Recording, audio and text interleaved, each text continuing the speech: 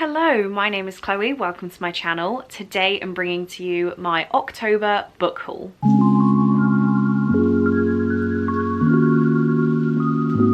This month, I've been relatively well behaved. I only have 9 books to talk to you about, one of which I've already read. So I'm feeling pretty good about this. I slipped a little bit in my book buying in September, but October I was quite cautious. Was I? No, probably not. I didn't need any of these, but hey ho. The first one I want to show you is a book that I got sent by the publisher, and that is Rouge by Mona Awad. I won't discuss this. This is the one I've already read, and I would have talked about it in more depth in my wrap up, as well as my weekly vlogs while I was reading it. So just know that this one has been hauled, read, and unhauled within October. Then we have books that I was sent by WAYPOINT Books. Again, I won't discuss these in detail because they actually had their own dedicated video, so I will link that down below. The first one I have is All Hallows by Christopher Golden. I've seen this coming around a lot more now after the spooky season. I've seen a lot of people haul this. It sounds so great.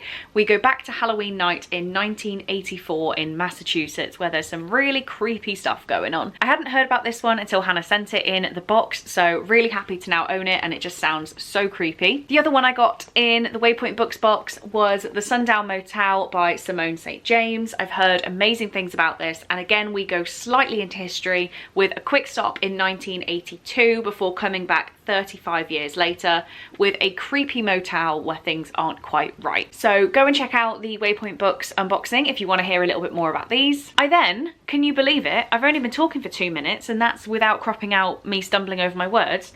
I only have 6 books left to talk to you about, so let's do the ones that you definitely know that I already got. So I had 2 pre-orders that came in October, the first one being Swordcatcher by Cassandra Clare.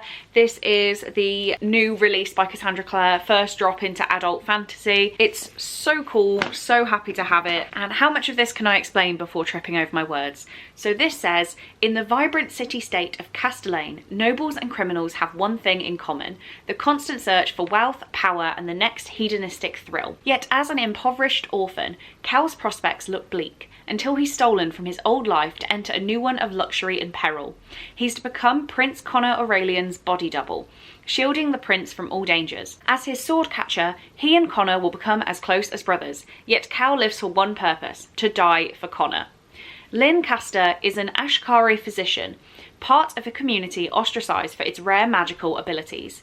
But after a failed assassination attempt brings her and Cal together, they are drawn into the web of the mysterious Ragpicker King, ruler of Castellane's criminal underworld. He offers each of them what they want most, but as Lynn and Cal sink deeper into the world, they uncover an extraordinary conspiracy. As long-kept secrets unravel, they must ask themselves, can forbidden love bring down a kingdom? And will their discoveries plunge their nation into a war and the world into chaos? Definitely doesn't sound like anything I would ever read, we can say that up front, but it's Cassandra Clare, so clearly I'm gonna give it a go. And the next pre-order I got, and it's just so gorgeous, is A Curse for True Love by Stephanie Garber. This is the 3rd book in the Once Upon a Broken Heart series. I actually ended up getting, if I can find the page, a signed exclusive edition. It's just so pretty. I'm so happy I got my hands on this. I'm in love with it. I won't read the blurb because I haven't actually read any of this series yet, so I don't want to accidentally spoil myself and you guys, but I will be putting in plans to finally read this series because obviously I have to. And it says, may the best villain win. Okay, so now we just have 4 happen chance purchases that I didn't need. We've got about £12 worth of books here that I just bought throughout the month on a whim. The first one is Dark and Shallow Lies by Ginny Myers Sane. This one was actually suggested to me by Hannah from WAYPOINT Books, and I didn't want it more than the other suggestions at the time. But then I saw it in Aldi for £2.99, so I had to get it. It says, 17-year-old Gray returns to La Cachette, Louisiana, the small town where she grew up every summer. But this time it's different. Gray's best friend Alora has been missing for months. When Gray discovers a connection between Alora's disappearance and a pair of grisly murders 13 years earlier, she decides she can't trust anyone. Not her grandmother, not her childhood love, and least of all the stormy-eyed boy who emerges from the bayou. Magic and secrets fester beneath the surface of La Cachette, definitely not how you pronounce that, and its dark and shallow lies are about to blow the town apart. Apparently this is a coming-of-age thriller that will pull you deep into its dark, explosive heart. Seeing as it's one that I know Hannah said I would like and it was $2.99, I had to grab it. Bit more of a whim here, one that I hadn't heard of, but I had to get it. It sounds really cool. I was kind of debating showing this one because a few people I know might be getting this in their boxes from the Magic Little Elf for Christmas, also known as me. And that's Practice Makes Perfect by Sarah Adams. This just sounded so cute, I had to get it. It says, florist Annie Walker is determined to find someone who complements her life. But after overhearing her latest date describe her as so unbelievably boring, Annie wonders if the problem might be her. There's a delivery van outside right now. Are we joking? We're just gonna have to keep talking over it. Anyway, is it too late to become flirtatious and fun like the leading ladies in her favourite romance movies? Maybe she only needs some practice, and Annie has the perfect tutor in mind. Sexy and tattooed Will Griffin is temporarily back in Rome, Kentucky, providing security for pop star Amelia Rose in the build-up to her wedding to Annie's brother. This is a lot of everything. He has his own agenda, stay away from Annie Walker and any attachments to this sleepy town, which becomes difficult when she enlists him to help fix her love life. Amid steamy practice dates and strictly educational tutoring lessons, the lines of their friendship blur, and Annie reconsiders what her dream guy might look like.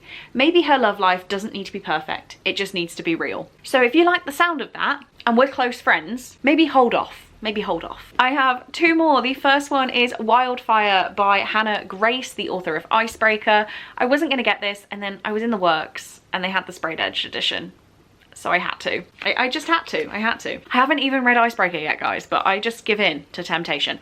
So this says, when Russ and Aurora cross paths at a university party, a drinking game ends with them spending the night together. But Aurora slips away before Russ learns her full name. This anonymity ends when they both turn up to their first day of work as camp counselors, a job they had both chosen to escape Maple Hills for the summer. Given their history, there's still an obvious tension between the two, but the camp has a strict no staff fraternising rule. Russ doesn't want to risk heading home early, but Aurora has never been one for rules. As things heat up, they'll have to resist or risk starting something they just can't stop. It sounds like smutty goodness, and we're here for it. And finally, I just showed you it. I just finished off a series that I had to grab the next one. We have Reckless by Elsie Silver. This is book 4 in the Flawless related series. All sort of redneck country romances. Oh, is there a playlist in this one too? There is. We've got, oh, Maren Murray. If I Was a Cowboy, Die From a Broken Heart, Go Around, Kane Brown. We've got some Kane Brown, Hell of a View, Eric Church, Starting Over, Chris Stapleton. There are some good songs in the playlist. There's some letdowns, but there's some good songs. This says Theo Silver, rowdy bull rider, notorious ladies man, scorching hot trouble wrapped up in a drool-worthy package, and he's looking at me like I might be his next meal. I'm almost free of my toxic marriage and have sworn off men entirely, so all I see when I look at Theo is temptation served up with a heaping side of heartbreak. The man is hard to trust and even harder to resist. Make that impossible, because Theo is persistent, and no matter how hard I try to freeze him out, he melts my icy exterior and pulls apart all my defences. Then I spend the singular hottest night of my life with him. It's supposed to be a one-time thing, a secret. But that little plus sign is going to make the secret impossible to keep. Oh my god, it got better at the end. Okay, I'm really excited to read this. I should just ditch everything and read the entire series. I'm putting it off because I know it's going to be fantastic, but what if it's not? But I'm here for it. So there we go. Those are the only books I hauled in October. I've been really well behaved, guys. I've been so well behaved. And we're on the 2nd of November and I have no books in that stack. I'm very proud of myself. And who knows, we might have a 1 book haul this month. I know of one that's coming in about 5 days, so that might be it. We'll see. Let me know if there are any books here I need to immediately drop all my plans for and get read. They sound so great. I'm really happy with my book haul this month. And yeah, just a big mix, We've got adult fantasy all the way down to adult steamy romance. So bit of everything, and I'm really excited by it. Thank you so much for watching this video, guys. I really hope you enjoyed it, and I will see you in my next one. Bye.